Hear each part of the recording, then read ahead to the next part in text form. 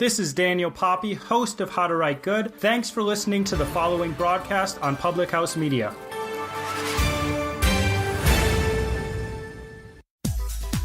I'm the Greg. And I am Dave Show. We host the Greg and Dave Show on Public House Media. Thanks for listening to the following broadcast on Public House Media. Once you're done with this episode, I hope you'll come check out our show, The Greg and Dave Show, where we talk about strange, bizarre, and sometimes just downright quirky news stories that you may not have heard about. A new show comes out every Wednesday. Be sure to subscribe on iTunes. And hey, thanks for listening to the following broadcast on Public House Media.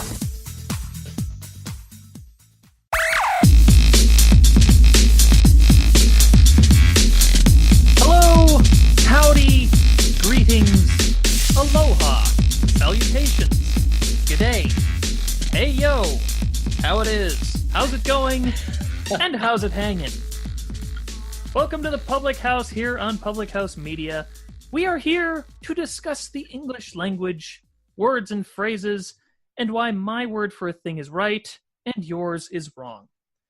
I am David Bobke, co-host of The Greg and Dave Show, also conveniently found here at Public House Media.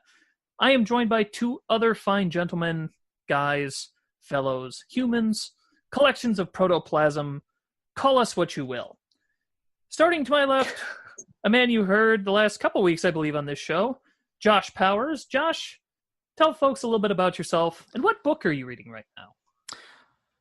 Pleasure to be back in the Public House. Dave, thanks so much for Baxter putting this all together and everything. I'm Josh Powers. I'm from Pittsburgh, PA, and I'm the guy that you call in the middle of the night when your internet is broken and I tell you to plug it back in and all that good jazz. A book I just started reading is called How to Argue Like Jesus.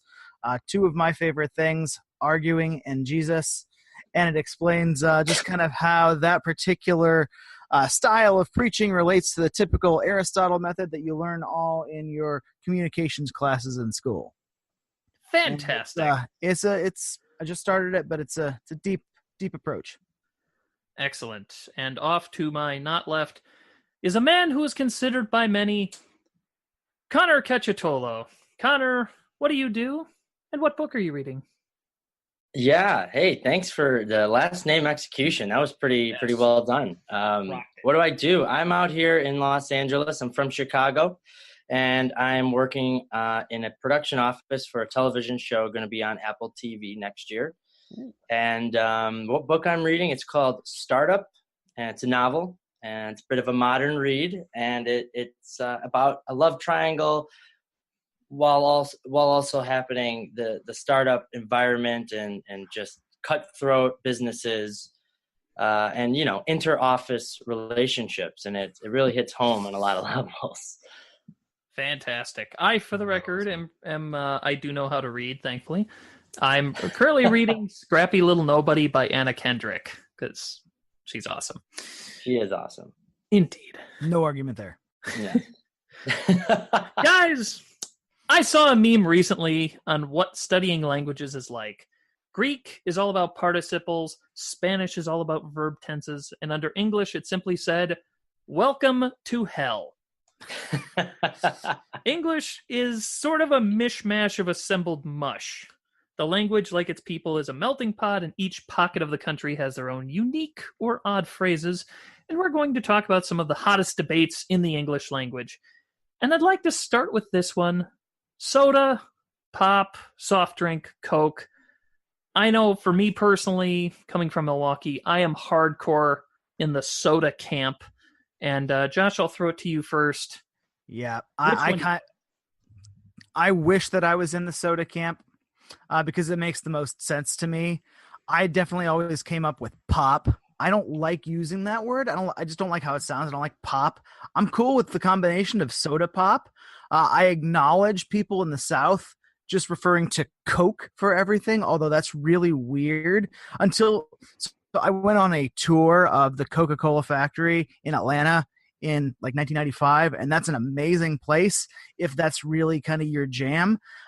They've got a little bit of everything there, and so I understand the Coke from every part of the world, but I don't know, pop sounds kind of unrefined. And I definitely remember thinking as a child, I have no idea what a soft drink is. I definitely know that my Uncle Bubba really likes his hard drinks, so it must be the opposite of that. So I'm not going to die on any of those hills, but I mean, I guess I would join you in the soda camp, but I don't know. Let's just call it by its name. Works for me. Connor, which camp are you in? You said you were Chicago transplant to LA, so Yes. I don't know where you're going with this. I'm definitely in the soda camp as well, but I will say, being from Chicago, I definitely hear from the people around me, pop, almost every day. It's somebody new, and pop is very popular. See what you did. Very popular around my hometown, and but it never caught on for me. The one Coke, calling everything Coke is kind of just doesn't make sense to me. Clearly regional difference there, but I would say soda camp all the way to the grave. Yeah, I was trying to think of that earlier, like what exactly brought about the Coke in the element here, because I finally determined there must have been areas where they only had Coke, kind of like you've got Xerox copies, you've got Kleenex.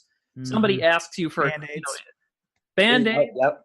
Yeah, it's like you ask, hey, can I get a Kleenex? They don't ask what kind. It's just, I can't even imagine that kind of a world where somebody says, what kind of Kleenex do you want?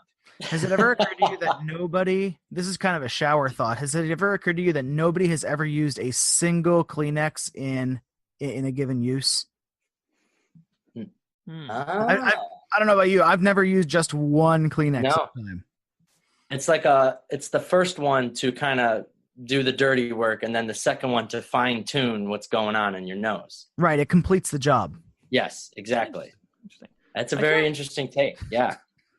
I feel like I use one Kleenex, but I use and abuse a Kleenex, man. I mean, I'm using every variant of that sucker.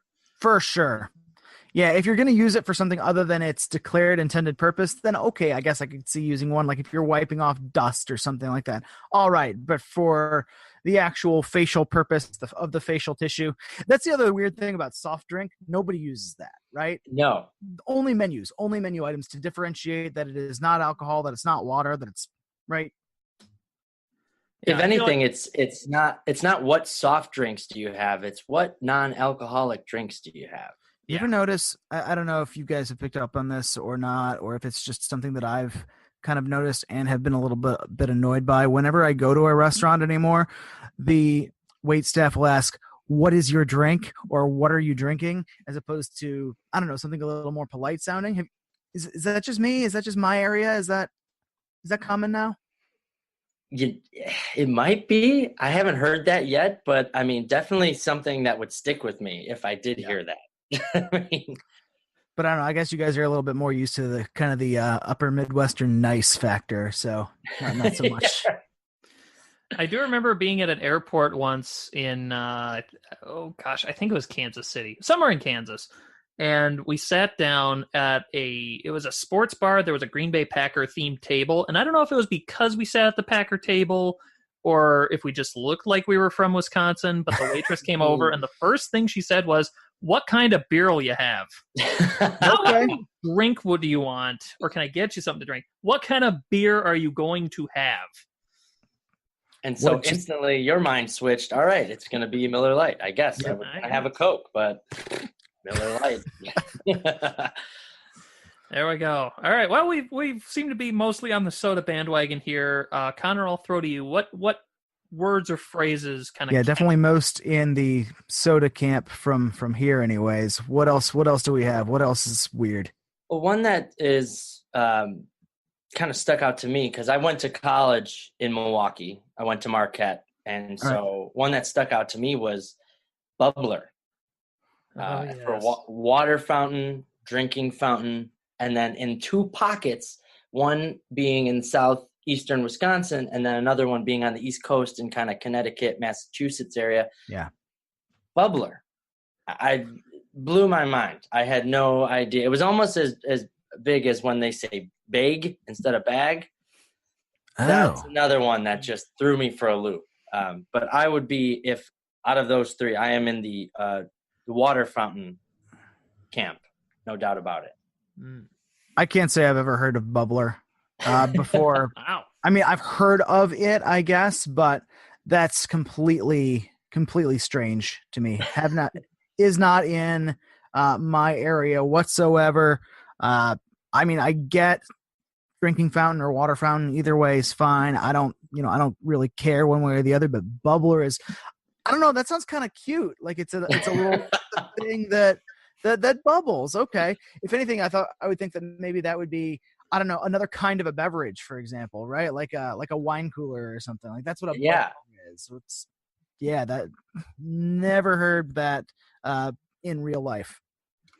Interesting. Well, you do have bubble tea, so I guess there's kind of that. Sure. All right. I think we have our first real debate here because I'm kind of hardcore in the bubbler camp, but I do feel like that is very Midwest or at least Wisconsin kind of a thing. So that's I have to be willing to bend a little bit on that one. Water fountain feels weird to me because I think water fountain, I'm thinking the big thing in the middle of the park. Right. From the opening credits of Married with Children. Sure. That makes sense. Yes, exactly. Yeah. So I'm most likely, I think, to go drinking fountain if I go away from bubbler. So maybe that's a little bit like the soda and pop thing. Yeah. Let me ask you something. Now, when you learned bubbler, if you can remember, was it your parents that were like, hey, this is a bubbler, or your friends told you, or you just learned on your own? How does one get bubbler as the first vocab word for it?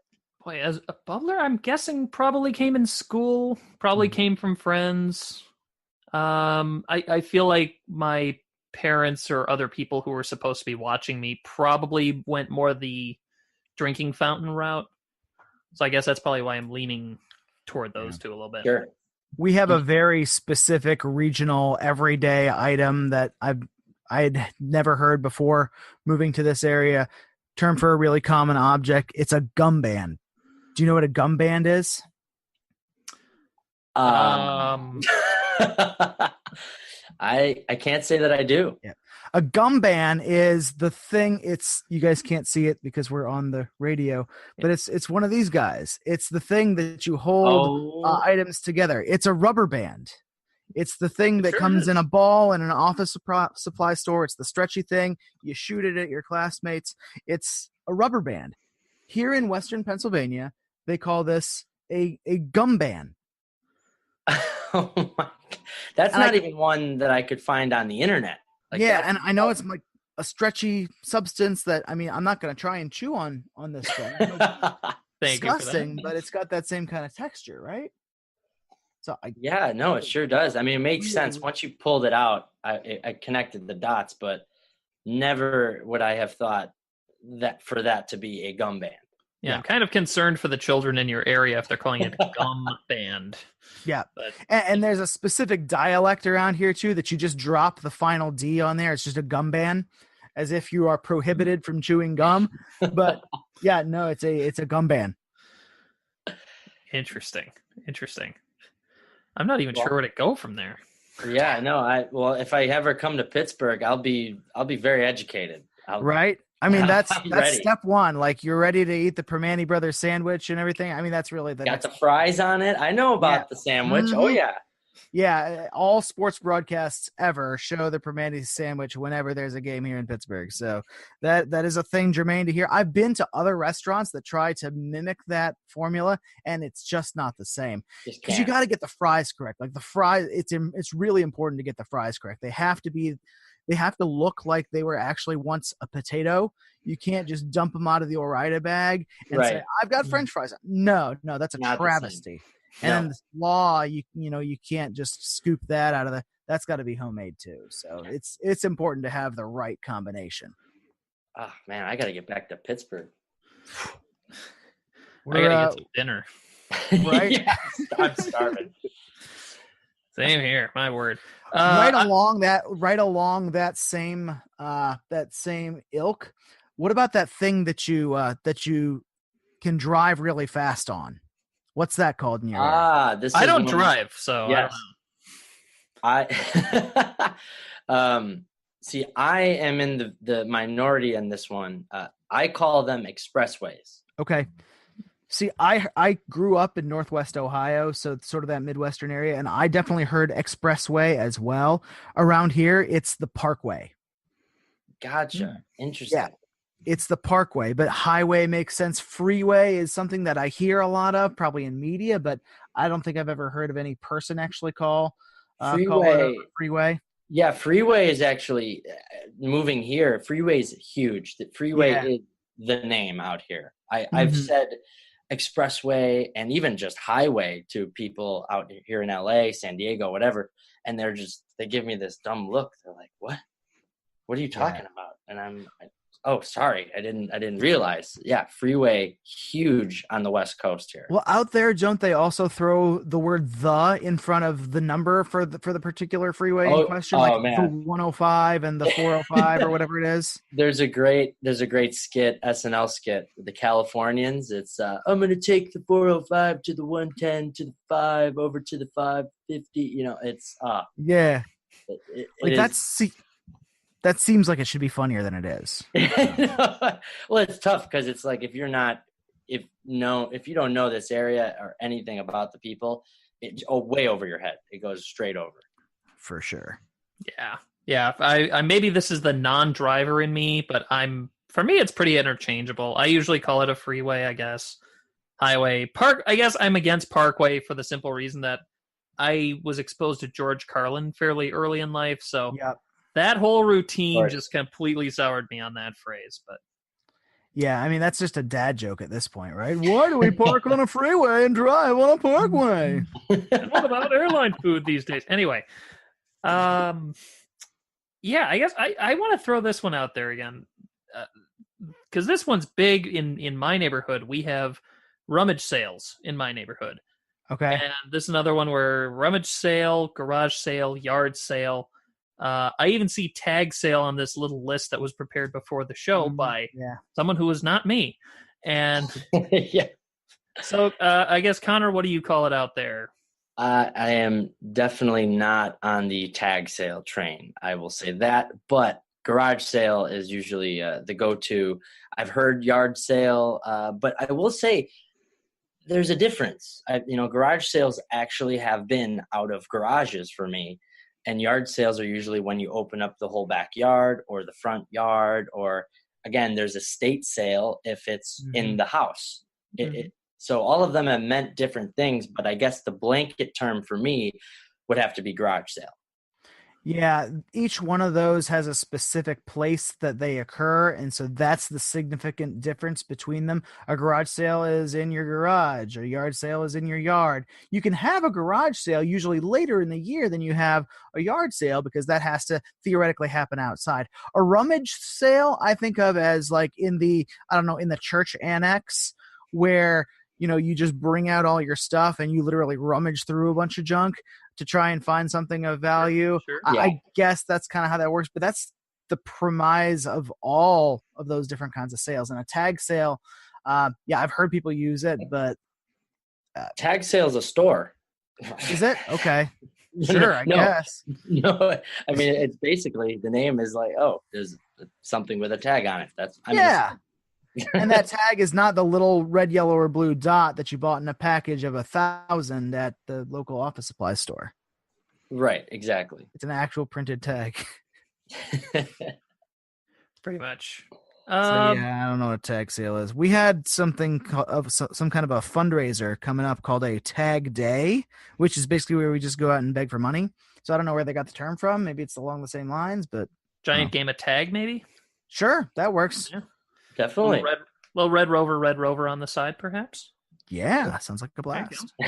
I'm in. I've never played Red Rover. I mean, I'll go for that. Wow, you poor sheltered American. Yeah. What was the game of choice at recess or? Well, in the neighborhood, it was stay inside because it's scary out there. All right, yeah, that makes sense. And at school, I think it was usually man, we could have put this on the list. There was a game called Pinball. It was sometimes referred to as the technically now incorrect Indian Ball. Sure. I think we had like a third name for it. I don't know what the heck that was anymore, but that was the pretty popular one. Having like 3 pins on the other side of the gym, you're trying to knock them down. Guys Okay. can't hit the girls with the little balls. You can Oh, hit the big ones. I had the video game machine in Oh, my yeah. time. Wow, no, I was not. Yeah, taking that was at all. Totally. Yep. See, this is why I don't know why we called it pinball, because that just confuses everybody. But that was one of those things where we just magically, it was a game until about 5th grade, and then we changed the name for some reason, and I don't know why. But right. I think I saw something recently. I think it was on ESPN. I'm not sure. It was a game. It was stickball, but it was way more. I don't know, way more sophisticated than what I used to think of. I used to think that stickball was just basically baseball, but you didn't have an actual bat. Is that? Sure. Am I understanding that right? I mean, I'm not quite Yes. sure, but it looked like it was way more sophisticated. Like an entirely different ball striking implement was used in like New York City stickball. Yeah, I think you're right on with the stickball. Usually, I swear, I believe it.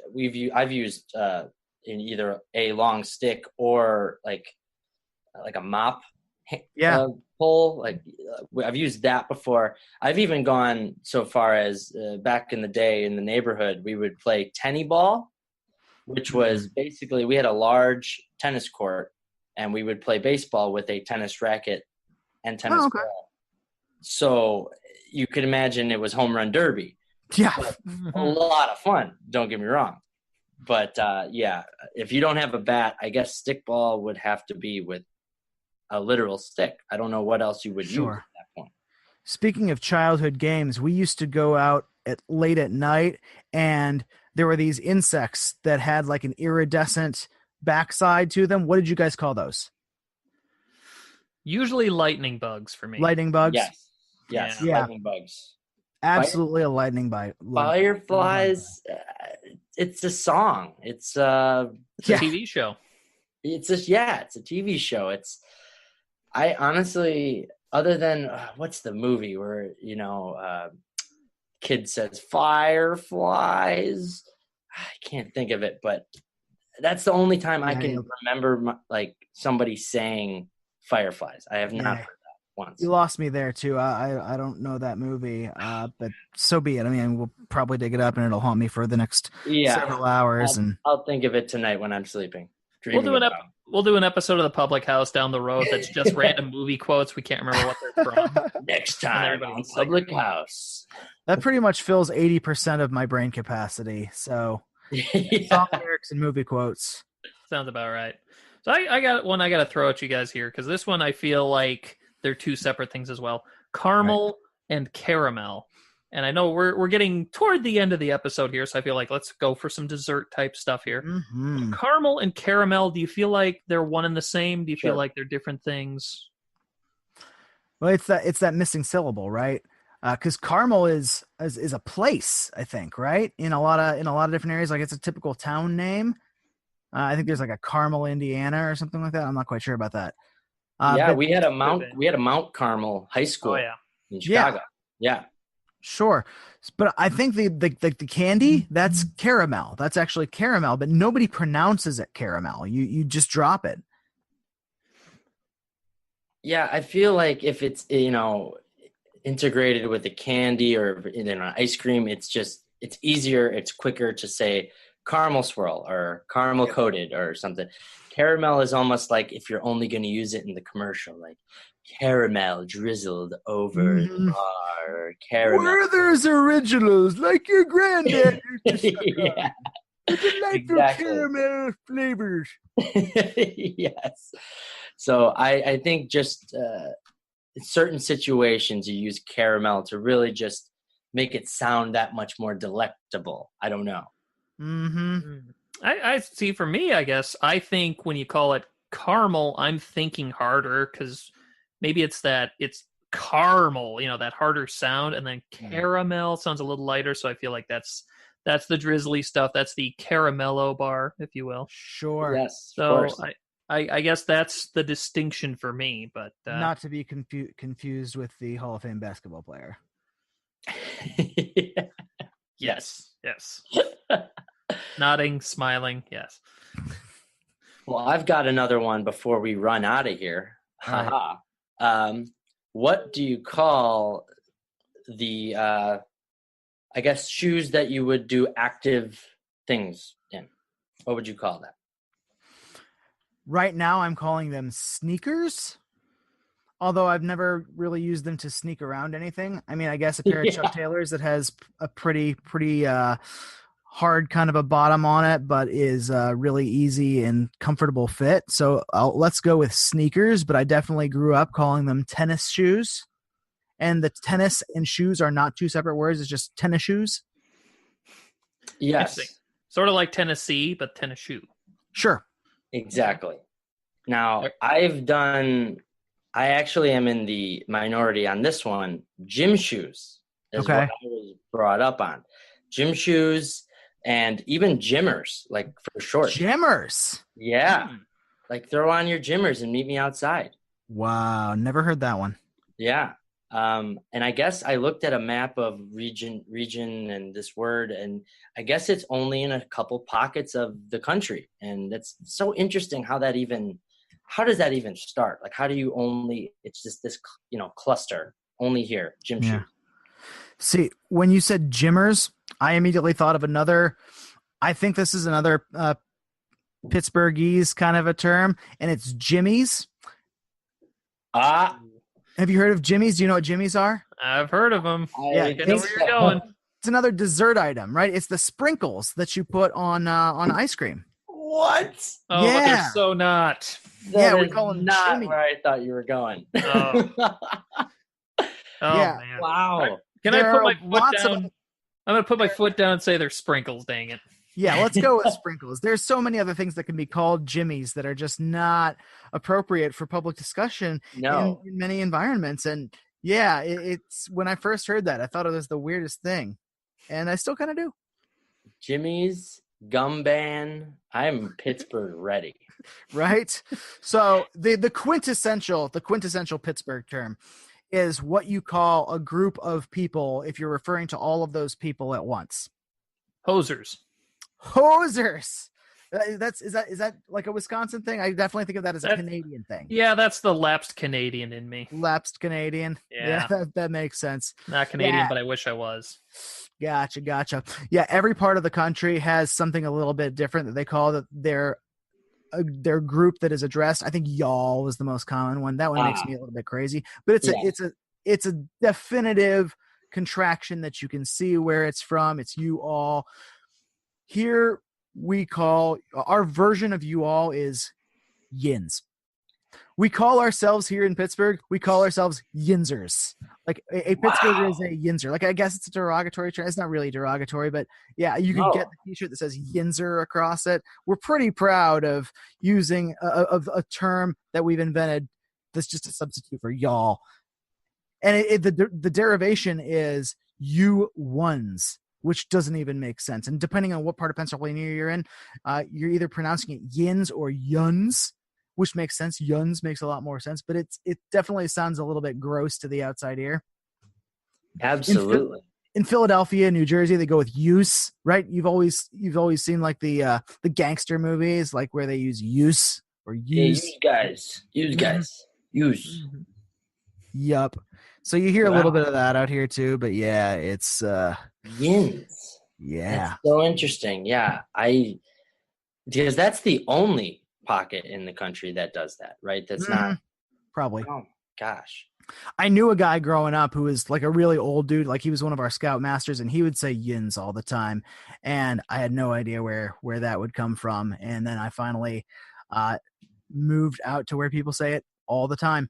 And you've got people out here who claim that they never use those kinds of phrases. They never use yuns. They never refer to a rubber band as a gum band. They never do, right? They never use the dialect, but yeah, you're going to catch them doing it every once in a while. Absolutely. It's nature. It's second nature out there. I feel like once you're around people, once you're around yins, it happens. You don't even realize it. Well done. Absolutely. Well, I think we are starting to come up on time here, so want to thank you gentlemen again, Josh Powers and Connor Cacciottolo. Is that it? Cacciottolo. There it is. Yeah, there it is. You're right on, man. I feel like that's definitely a dish that I've had someplace. Well, there's a chicken cacciatore. Right. And I think there's a pasta name that's somewhat close, but I'm not quite there. I did get cacciatore a lot in high school. Like, I'm sure. Hey, cacciatore. Hey, cacciatore. But yeah, I'm hungry again. Yeah. So on that note, I'm going to wrap up with this question, gentlemen. And there is a correct answer to this. I'm going to warn you. I feel like I'm hosting the McLaughlin group now. Issue number 1. But Hillary's emails. Here is a question, gentlemen. Is it pronounced tomato or tomato? Oh, Josh God. Powers, what say you? I'm going with tomato. Very good. Connor Cacciottolo, your answer.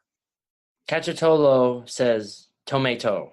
It is not tomato. I know the saying, but it's tomato. All right. My answer to the question, is it pronounced tomato or tomato, is what pronounced tomato or tomato? Thank you for tuning in. I'm not going to end in a clunker like that.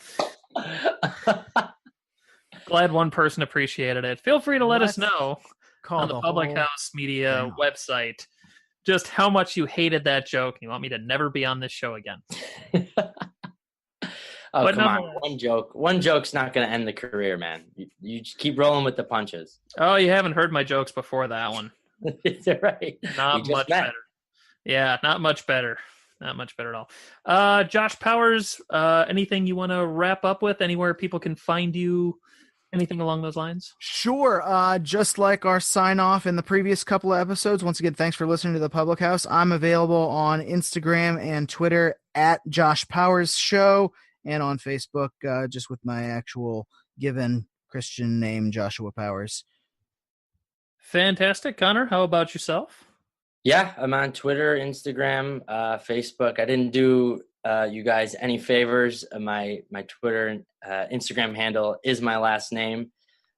So check me out. It's CACCIOTTOLO, 2 C's, 2 T's, 1 L. Good luck, but definitely give me a follow. And of course, thank you for listening to the Public House. We love you guys. Absolutely. And I can be found on the Greg and Dave Show, where I play the role of Dave Show. If you want to follow me on Twitter, I'm at That's Our Bobo, or That's Sour Bobo if I'm in a lousy mood. I'm kind of not on Twitter a whole lot, so follow my friend James instead, at TTSO_James. He's way more entertaining than I am. Nice plug. And yeah, hey, I'm cheap when it comes to plugs, man. Do you call it a plug or do you call it something else? I've heard it like I don't know. Anyway, we're out of time. I shouldn't be starting new debates here. But nonetheless, next week, I believe Baxter is back in the host seat, I'm presuming. And we're talking about guilty pleasures. Ooh. Looking forward to that one. Yeah, I think I'm on that one. I've only got like one, but save it, Dave. Yeah, no, I'm saving it. I may not even bring it out at the show. I might not be able to. Who knew the Public House had cliffhangers? This is great. Dun, dun, dun. There we go. All right, again, thank you for listening to the Public House. We'll catch you next week. Adios, guys. Deuces.